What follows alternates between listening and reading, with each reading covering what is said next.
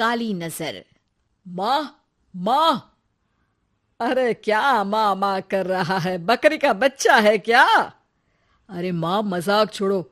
मुझे फाइनली वो मेन चौराहे वाली दुकान मिल गई है। अब देखना, आपका बेटा दुगनी स्पीड से पैसा कमाएगा। उफ़, ये क्या? मेरी ऑनलाइन मेकअप क्लास चल रही है। इतनी जोर से क्यों बोल रहे हो आप दोनों? अरे मेरी धर्म पत्नी जी, मेकअप क्लास बाद में करना। वो चौराहे वाली दुकान मिल गई है हमको। अरे वाह! रुको, मैं अपनी माँ को फोन लगाकर बता देती हूँ।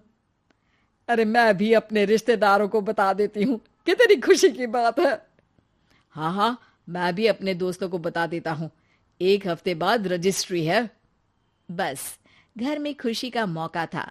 उन तीनों ने अपने अपने फोन उठाए और लोगों में बात फैलाना शुरू कर दिया। और रही सही कसर, श्वेता बहू ने अपने पड़ोस में सबको बताकर कर दी। अरे वर्मा आंटी, अब हम भी जल्दी कार ले लेंगे। घर का रेनोवेशन होगा और ठाट से रहेंगे हम भी। अरे, ऐसा क्या हुआ? लॉटरी बाटरी लग गई है क्या? अरे, इस बार चौराहे वाली मॉल में हमको भी दुकान मिल गई है। दुकान नंबर 21, जो एकदम चौराहे पर है। अब ग्राहक बढ़ेंगे तो आमदनी भी बढ़ेगी ही ना। अरे वाह, कितनी खुशी की बात है। मैं बहुत खुश हूँ तुम्हें इतना खुश देख के। बाकी एक बात कहूँ, सबको मत बताते फिरना। किसी की नजर लग जाएगी तो खुशी की खबर वापस लौट जाएगी। हैं? ऐसे थोड़ी ना होता है। अब डरा रही हो। अरे सही कह रही हूँ। काली नजर कहते हैं इस चीज को, जब आप किसी को कुछ बताओ और वो काम बिगड़ जाए। अरे लेकिन मैं तो। तुमने सबको बता दिया ना? हाँ, फोन लगा लगा के। अब बच के रहना। काली नजर बड़ी खतरनाक होती है। श्वेता इतनी खुश रहती है कि वो वर्मा आंटी की बात पर ध्यान ही नहीं देती, जबकि पड़ोस में और भी लोगों से खुशी की खबर शेयर करती रहती है।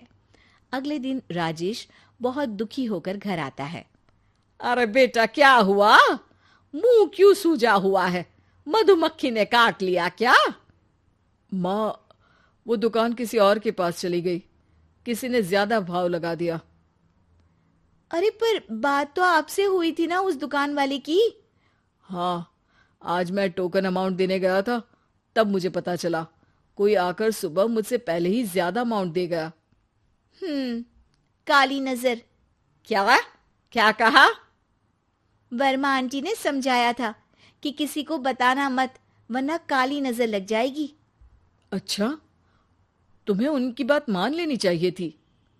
उनकी बात मान लेती, लेकिन उसके पहले ही सबको बता चुके थे ना हम तीनों। अरे अगली बार से ध्यान रखेंगे। कोई भी नई चीज होगी तो किसी को नहीं बताएंगे। तीनों कुछ दिन ऐसे ही रहते हैं, पर एक दिन श्वेता को एक मेल आता है। राजेश, मेरा ऑनलाइन मेकअप कोर्स कंप्लीट हो गया। अब मैं खुद का पार्लर खोल सकती हूँ। अरे वाह, अपने मोहल्ले में ही खोलते हैं। ये जो घर के सामने दुकान है ना, वहीं। हाँ, यहाँ सस्ती भी मिल जाएगी। अगले दिन श्वेता वर्मा आंटी के पास जाती है, मिठाई का डब्बा लेकर। अरे आओ आओ, कैसे आना हुआ? जोर से नहीं बोलूंगी। वो सामने वाली दुकान है ना, वहां मैं अपनी पार्लर की दुकान खोलने वाली हूँ। उसकी मिठाई है। अरे वाह, बहुत बधाई हो तुमको। हाँ, मैं कमाने लगूंगी तो राजेश पर पूरे घर का बोझ नहीं रहेगा ना आंटी जी। ये तो है। पर ये बता कि तूने ये बात किसी और को तो नहीं बताई ना? अरे नहीं नहीं, पिछली बार गलती कर दी थी। काली नजर लगी किसी की और राजेश के हाथ से वो दुकान चली गई थी। सबको मत बताना।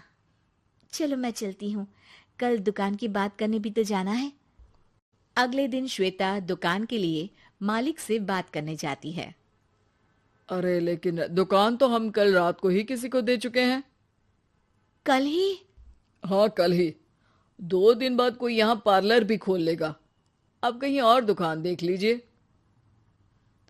अरे पर हमको भी तो पार्लर ही खोलना था। भाई एक ही दुकान है, आधी आधी तो नहीं दे सकता ना मैं। राजेश और श्वेता घर पर हताश होकर आ जाते हैं। इस बार तो किसी को बताया भी नहीं था, अब किसकी काली नजर लग सकती है। सुनो, तुमने माँ को बताया था क्या? अरे कैसी बात कर रही हो, माँ की नजर थोड़ी ना लगेगी। पक्का तुमने किसी को नहीं बताया था ना? सिर्फ वर्मा आंटी को बताया था, उन्होंने ही मुझे किसी को नहीं बताने को कहा। अरे यार तुम भी सही हो, मेरी माँ को नहीं बताने को कह रही हो, पर वर्मा आंटी को बताना तुम्हें जरूरी लगा। अरे वर्मा आंटी ने ही तो काली नजर के बारे में बताया था ना, वो हमेशा हमारा भला ही तो चाहती है। मेरी माँ भी हमारा भला ही चाहती है। अरे पर चिल्ला क्यों रहे हो? बात नहीं कर सकते क्या आराम से? नहीं आता वो आराम से बात करना, और करना भी नहीं चाहता हूं मैं। दुकान जाने का दुख गुस्से में बदल गया था और राजेश और श्वेता में बात बंद हो गई थी। 2 दिन बाद मोहल्ले में पार्लर का इनॉग्रेशन हुआ, जिसमें मोहल्ले के सभी लोगों को बुलाया गया, पर श्वेता, राजेश और माँ नहीं जाते। माँ अंदर आ जाओ, क्या देख रही हो? अरे नया पार्लर देख रही हूं अपने आंगन से।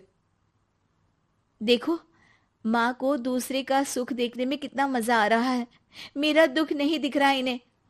यह मेरा पार्लर भी तो हो सकता था। अरे चुप रहो यार, हर बात में लड़ाई क्यों ढूंढ रही हो? राजेश और श्वेता फिर बहस करने लगते थे। तभी माँ ने दोनों को बाहर बुलाया। अरे जरा देखो तो, दुकान चलाने वाले का बोर्ड पर नाम क्या लिखा है? श्रुति वर्मा। गाड़ी निकाले बेटा, हमें कहीं जाना है। काली नजर का इलाज कराने? राजेश अपनी बाइक निकालता है। तीनों ट्रिपलिंग कर रहे हैं। माँ राजेश को उस मॉल वाली दुकान पर लेकर जाती है जहां राजेश अपनी दुकान खोलने वाला था। यही दुकान लेना चाहता था ना तू? हाँ, पर इनको भी दुखी करने लेकर आई हो क्या यहाँ पर दुकान दिखाकर? वहां काफी नहीं था? अरे श्वेता थोड़ा सब्र रख, अभी पता चलेगा कि हम यहाँ क्यों आए हैं। बता, इस दुकान चलाने वाले का नाम क्या है? अनुपम वर्मा। कुछ समझ में आया? वो दुकान वाली श्रुति वर्मा, ये दुकान वाला अनुपम वर्मा, और हमारे पड़ोस में हमने उस दुकानों के बारे में बताया किसको था? अब वर्मा आंटी को। मतलब वर्मा आंटी ही हमारा काम बिगाड़ रही है? नहीं नहीं, ऐसा नहीं हो सकता, ये बस इत्तेफाक है। राजेश अपना फोन निकालता है और श्रुति वर्मा और अनुपम वर्मा के नाम फेसबुक पर सर्च करता है, जहां ये दोनों ही वर्मा आंटी के रिश्तेदार होते हैं। श्वेता को समझ में आ जाता है कि वर्मा आंटी की ही नजर खाली नजर है। अब क्या करना है? कोई भी खुशी की खबर हो तो काली नजर से बचना है, यानी वर्मा आंटी से बचना है। अरे पर मुझे ये समझ में नहीं आया कि वो हमारे साथ ऐसा क्यों करेंगी। अरे बेटा, एक सीख है, दूर के आदमी को आपकी तरक्की से कम परेशानी होगी, पड़ोसी को ज्यादा। दोनों माँ की बात में हामी भरते हैं और अगला काम चुपचाप करने की कसम खाते हैं, ताकि आगे से वर्मा आंटी कोई काम ना बिगाड़ सके।